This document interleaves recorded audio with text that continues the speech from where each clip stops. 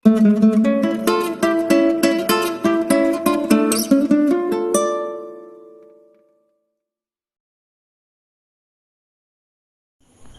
Students, আশা করি তোমরা সবাই খুব ভালো আছো। আজকের ক্লাসে আমরা যে সেটগুলো প্র্যাকটিস করছিলাম সেইগুলোর মধ্যে আজকে আমরা প্র্যাকটিস সেট 7 নিয়ে আমরা আজকে আলোচনা করব। তো যারা বায়োলজি স্টাডিমেটকে আজকে প্রথমবার দেখছো তাদেরকে বলবো যে এই বায়োলজি স্টাডিমেট চ্যানেলটাকে তোমরা সাবস্ক্রাইব করে রাখো, যাতে করে তোমরা নেক্সট যে ভিডিওগুলো আমি আপলোড করব সেগুলো তোমরা খুব সহজেই দেখতে পাও। এবং যারা বায়োলজি স্টাডিমেটের সঙ্গে আছো তারা বায়োলজি স্টাডিমেটের সাথে থেকো, বায়োলজি স্টাডিমেটের পাশে থেকো।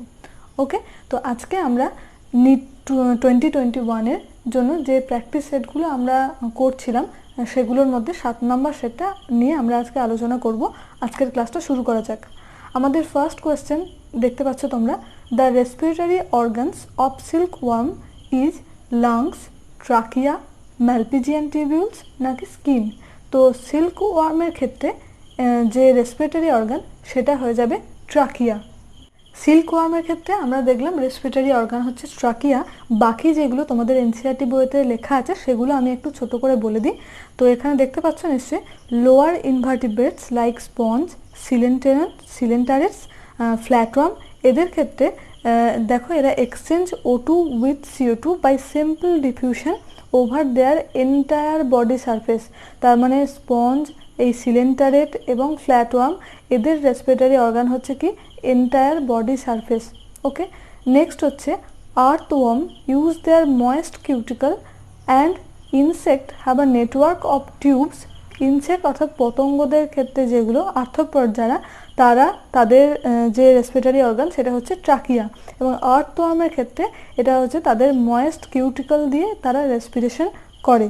ওকে, নেক্সট হচ্ছে আমাদের এখানে আছে যে স্পেশাল কিছু ভাস্কুলারাইজ স্ট্রাকচার কল গিল। এগুলো কাদের দ্বারা ইউজড হয় না, used by most of the aquatic arthropod. Aquatic আর্থ্রোপডের মধ্যে পড়ছে প্রন অর্থাৎ চিংড়ি জাতীয় যে সমস্ত আর্থ্রোপডগুলো আছে তাদের ক্ষেত্রে। ওকে, তাহলে এখনও পর্যন্ত যেটা বললাম, এন্টায়ার বডি সারফেস দিয়ে রেসপিরেশন করে হচ্ছে স্পঞ্জ, সিলেন্টারেট এবং ফ্ল্যাটওয়ার্ম 1 নাম্বার। 2 নাম্বার বললাম যে ইনসেক্ট যেগুলো তাদের ক্ষেত্রে হচ্ছে ট্রাকিয়া, এবং আর্থওয়ার্ম যেটা তারা রেসপিরেশন চালায় হচ্ছে তাদের ময়েস্ট কিউটিকলের সাহায্যে। এবং তারপর বললাম যে এই গিলটা যেটা, গিলের সাহায্যে রেসপিরেশন কন্টিনিউ করে যারা, তাদের মধ্যে হচ্ছে এই অ্যাকোয়াটিক আর্থ্রোপডরা। ওকে, নেক্সট দেখো কি বলেছে যে mollusca whereas ভাস্কুলারাইজড bag call lungs. তাহলে মোলাস্কা পর্বভুক্ত প্রাণীদের অর্থাৎ শামুক জাতীয় যে সমস্ত প্রাণীগুলো আছে তাদের ক্ষেত্রে হচ্ছে লাংস হচ্ছে, এবং লাংস যেহেতু আছে সেটা হচ্ছে পালমোনারি রেসপিরেশন অর্থাৎ ফুসফুসীয় শ্বসন দেখতে পাওয়া যায়। আর used by the terrestrial form for exchange of gases এবং ভার্টিব্রেটসদের মধ্যে যারা আছে ফিশ, মাছ, তারা গিল ইউজ করে।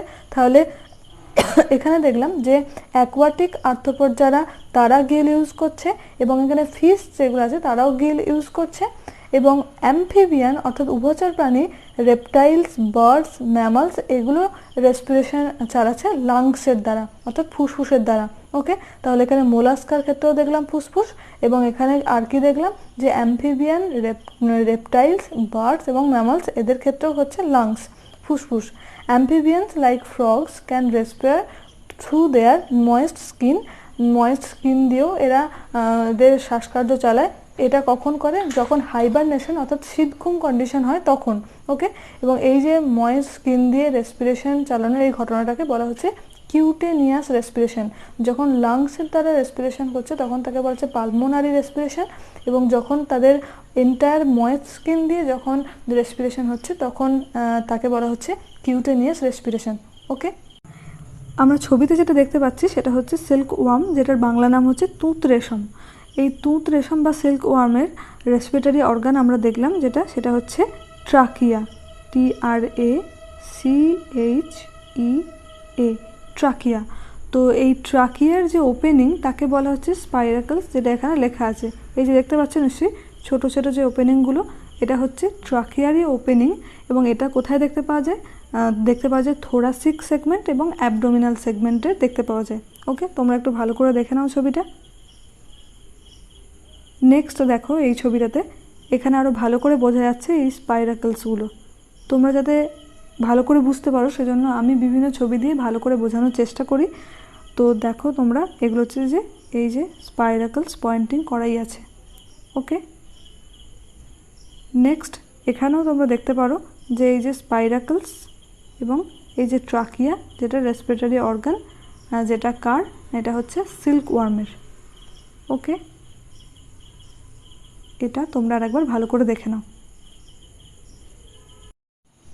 নেক্সট চলে আসি 2 নাম্বার কোয়েশ্চেন। আমাদের কি বলেছে দেখো, during inspiration muscles of diaphragm option A contract, expand, কনভেক্সেট নাকি রাইজেস। তো যখন ইন্সপিরেশন হচ্ছে অর্থাৎ ওটুটা দেহের মধ্যে প্রবেশ করছে তখন ডায়াফ্রামটা কন্ট্রাক্ট হয়। কীরকম হয় আমি তোমাদের একটুখানি দেখাই জিনিসটা। তো এই ধরো ট্রাকিয়া এটা দুটো ভাগে বিভক্ত হচ্ছে। ওকে, ব্রঙ্কাস এবং এখান থেকে ব্রঙ্কিয়াল এর ভাগগুলো, এবং তারপর ব্রঙ্কিয়ালের শেষের দিকে থাকে অ্যালভিওলাই। ওকে, এরকম একটা স্ট্রাকচার। এবং এখান থেকে থাকে ফুসফুস। ওকে, এদিকে একটা ফুসফুস আর এদিকেও একটা ফুসফুস। ওকে, এবং এই নিচের দিকে থাকে হচ্ছে ডায়াফ্রাম, একটা মাস্কুলার পোর্শন যেটাকে বলা হচ্ছে ডায়াফ্রাম, PHRAGM, ডায়াফ্রাম। তো এটা হচ্ছে লাংস বা ফুসফুস। এবার কি বললাম যে যখন এখান দিয়ে ওটুটা দেহে প্রবেশ করছে তখন কি হচ্ছে, এই যে যখন ওটুটা এখানে প্রবেশ করছে তখন এই ডায়াফ্রামটা কন্ট্রাক্টাইল হয় এরকম। এটা হচ্ছে নর্মাল কন্ডিশন ডায়াফ্রামের। এটা আরও নিচের দিকে নেমে আসে অর্থাৎ কন্ট্রাক্টাইল হয়।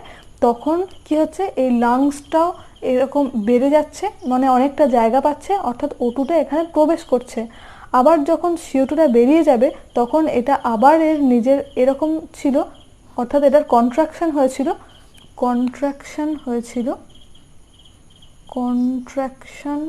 হবে ডায়াফ্রামের কখন, ইনহেলেশনের সময় হচ্ছে কন্ট্রাকশন, আর একদম উল্টো রিল্যাক্সেশন হবে তখন এটা আবার এই ডায়াফ্রামটা আবার এর নিজের এই ডোম শেপ যে কন্ডিশনটা আছে, ডোম শেপ যে স্ট্রাকচারটা আছে সেই পজিশনে আবার ফিরে যাবে। তখন লাংসের যে দুটো আছে সে দুটো আবার তার নিজের জায়গায় ফিরে যাবে এবং CO2টা দেহের বাইরে বেরিয়ে যাবে। CO2টা এই পথে গিয়ে দেহের বাইরে বেরিয়ে যাবে। ওকে, তাহলে বোঝা গেল নিশ্চয়ই। এটাই তোমরা একটু ভালো করে লক্ষ্য করো যে এই যে এখানে ডায়াফ্রাম যেটা আছে সেটা এই যে দেখতে পাচ্ছ এটা হচ্ছে ডোম শেপ কন্ডিশন অর্থাৎ রিল্যাক্সেশন, এবং এটা হচ্ছে কন্ট্রাকশন। এই যেটা রিল্যাক্সেশন এবং এটা হচ্ছে কন্ট্রাকশন, এইভাবে রেসপিরেশনটা কন্টিনিউ হতে থাকে।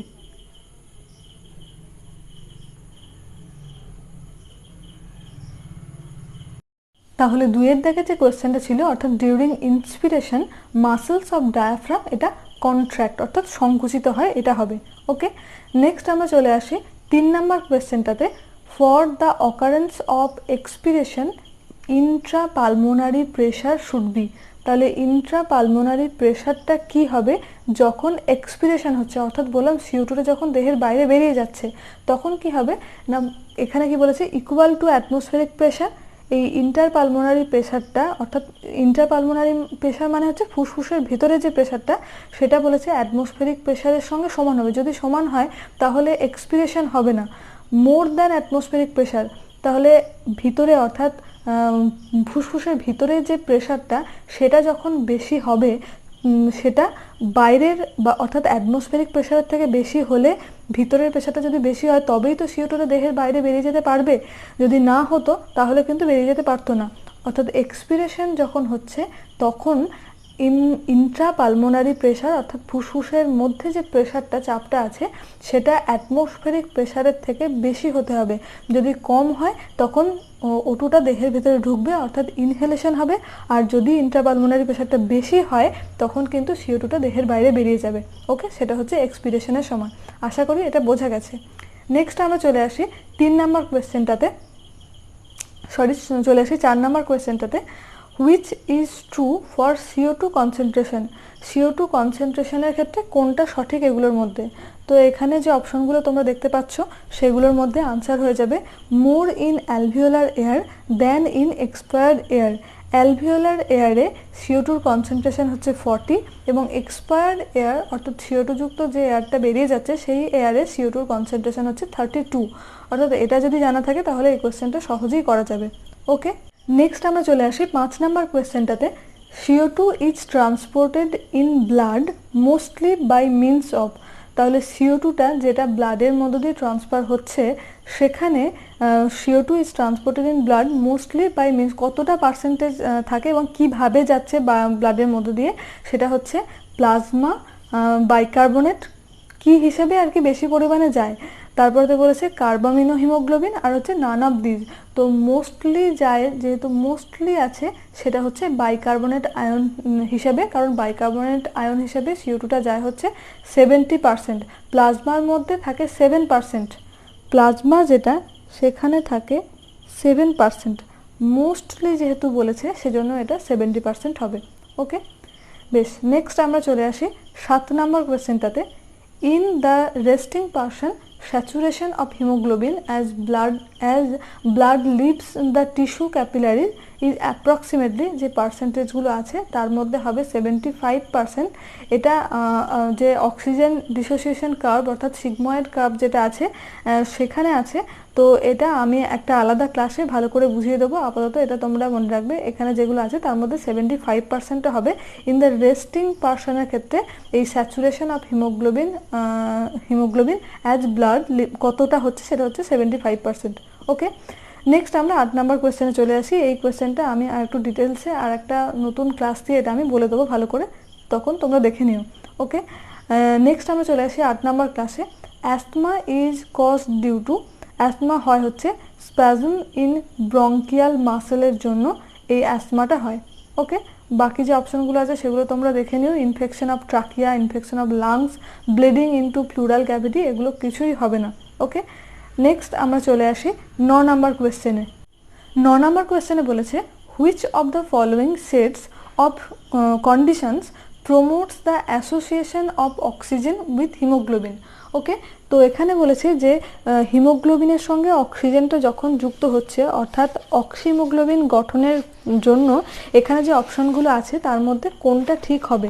তো অক্সিহিমোগ্লোবিন প্রস্তুতির জন্য যেটা লাগে সেটা হচ্ছে হাই PO2 অর্থাৎ partial pressure of O2 high থাকতে হবে, এবং CO2 এবং মানে পার্সিয়াল প্রেশার অফ CO2 এবং H+ কনসেন্ট্রেশন এবং টেম্পারেচার এগুলো সবই হচ্ছে লো থাকতে হবে।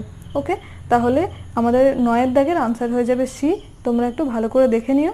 এবং এটা যেহেতু যেটা বললাম যে association of oxygen with haemoglobin, যদি ডিসোসিয়েশন হতো তখন কিন্তু এই পি অফ অক্সিজেন সেটা লো হতো এবং বাকি যেগুলো আছে সেগুলো সব হাই হতো। ওকে, বেশ। 9 দাগের কোয়েশ্চেনটা আমাদের হলো, যেটার আনসার হবে সি। এরপর আমরা চলে আসি 10 দাগের কোয়েশ্চেনটাতে। তো haemoglobin oxygen dissociation curve is, এটা হচ্ছে সিগময়েড কার্ভ। এটা আমি একটু আগেই বললাম যেটা, এটা তোমরা NCERT 274 পেজে পেয়ে যাবে।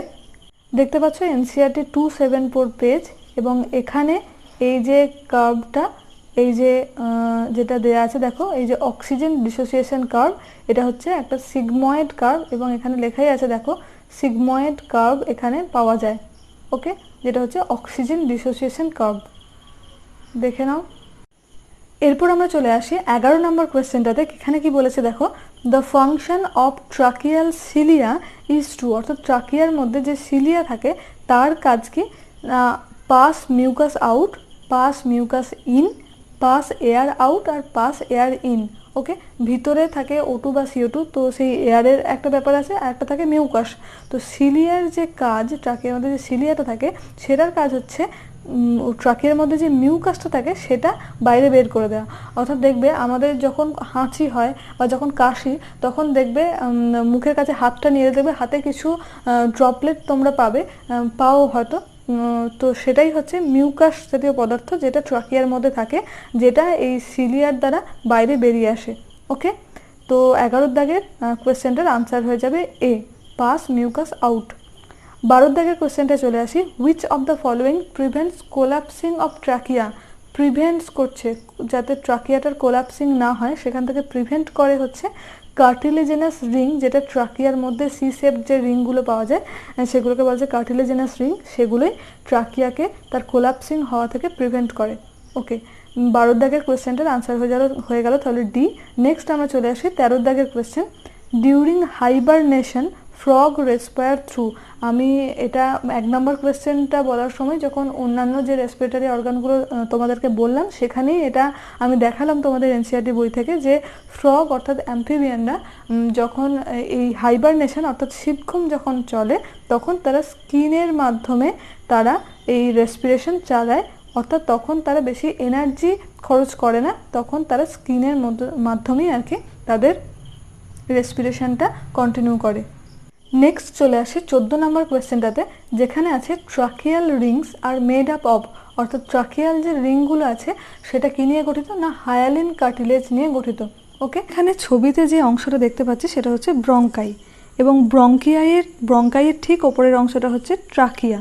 ওকে, এবং ট্রাকিয়াটা যে সি শেপ স্ট্রাকচার নিয়ে গঠিত, যে রিং লাইক স্ট্রাকচার নিয়ে গঠিত, তাকে বলা হচ্ছে কার্টিলেজ, যেটা আমাদের কোয়েশ্চেনটা ছিল। তোমরা একটু ভালো করে কার্টিলেজের স্ট্রাকচারটা একটু দেখে নাও। ওকে, আসি 15 নম্বর কোয়েশ্চেনটাতে, which of the following had smallest diameter. সব থেকে স্মলেস্ট ডায়ামিটার কার আছে, right primary bronchus, secondary bronchi, trachea নাকি রেসপিরেটরি ব্রঙ্কিওল। তো এখানে ছবিটা দেখলে আমরা বুঝতে পারবো যে আমি বললাম যে এই যে এরকম হচ্ছে ট্রাকিয়া, ট্রাকিয়াটা যখন দুভাগে বিভক্ত হচ্ছে তখন তার যে ডায়ামিটারটা সেটা এটার থেকে ছোট, এবং এখান থেকে যখন ব্রঙ্কিওলে বিভক্ত হচ্ছে তখন এটার ডায়ামিটারটা আরও ছোট হয়। তাহলে স্মলেস্ট ডায়ামিটার এখানে যেগুলো আছে ব্রঙ্কিওলের হচ্ছে স্মলেস্ট ডায়ামিটার,